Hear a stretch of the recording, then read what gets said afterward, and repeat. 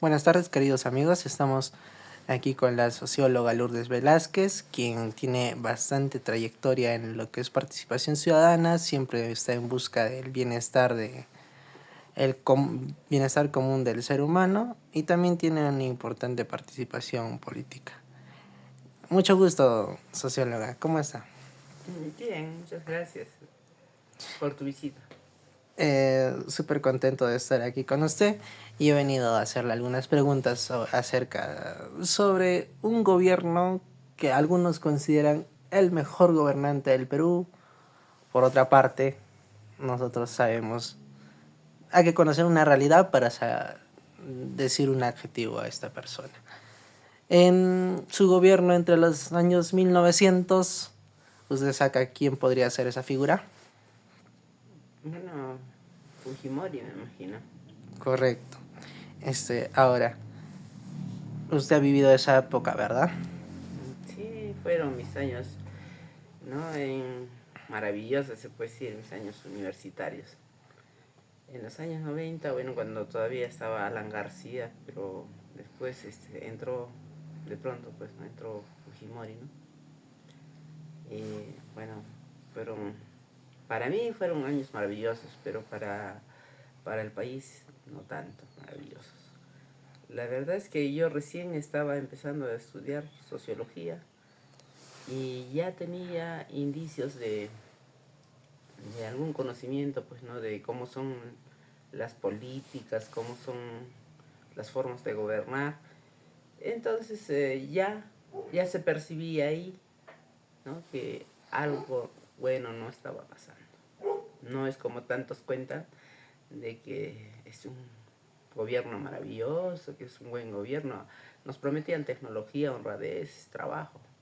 La cosa es que ahí no estaba pasando eso, sino que más que todo había mucha violencia. Por un lado, había avanzado lo que es Sendero, ¿no? Sendero Luminoso. Decían a grupos sociales que habían brotado como protesta a los gobiernos anteriores, que no satisfacían sus necesidades. Pero cuando entró Fujimori, a pretexto de eso, armó grupos de paramilitares que masacró pueblos enteros. Dio poder mucho al militarismo, ¿no? Que asesinaron a pretexto de eso a pueblos inocentes.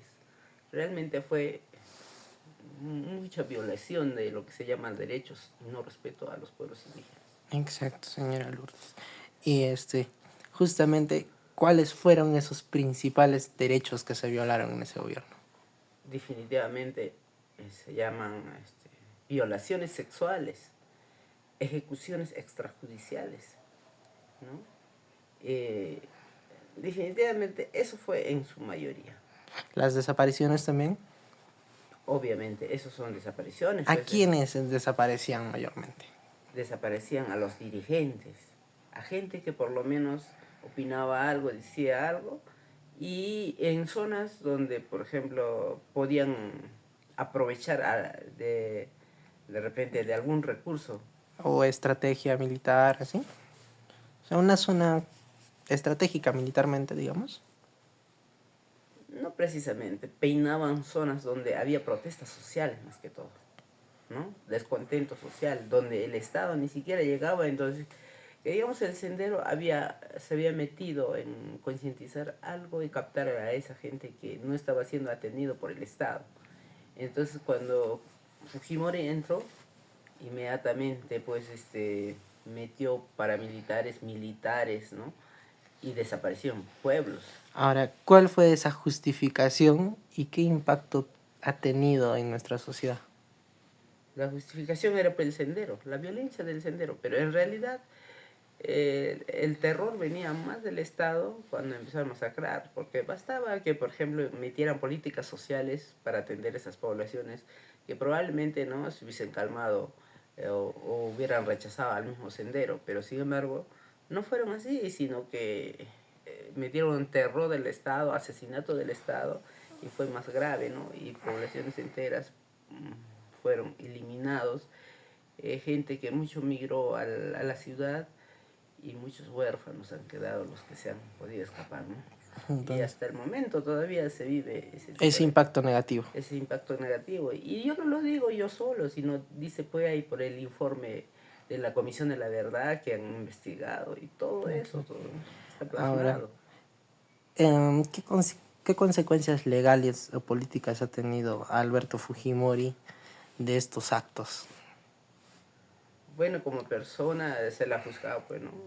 Solamente se ha juzgado en algunos casos, pues, ¿no? Por ejemplo, porque han encontrado evidencias, ¿no? De lo que se llama el asesinato de los estudiantes de Cantuta. Han encontrado las llaves de un estudiante, por ejemplo, está comprobado. Por eso, en parte lo han juzgado. Después también en Barrios Altos sus militares asesinaron por órdenes y confesaron los militares mismos, ¿no? Por ejemplo, San Mar. Bueno, hay una serie de militares que han estado involucrados, que han sido juzgados, han confesado que el orden venía de arriba. Entonces, Claro. por esas cosas, pues ha sido juzgado por violación, ¿no? A los derechos humanos y ejecuciones forzadas. Y, bueno, el delito de lesa humanidad. Ahora, ¿usted considera que se ha llegado a tener justicia por esos actos? Definitivamente justicia no hay, señor.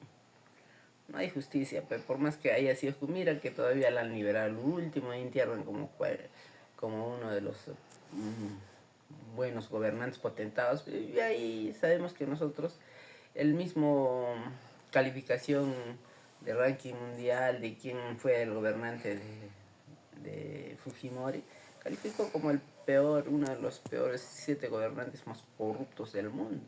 Y la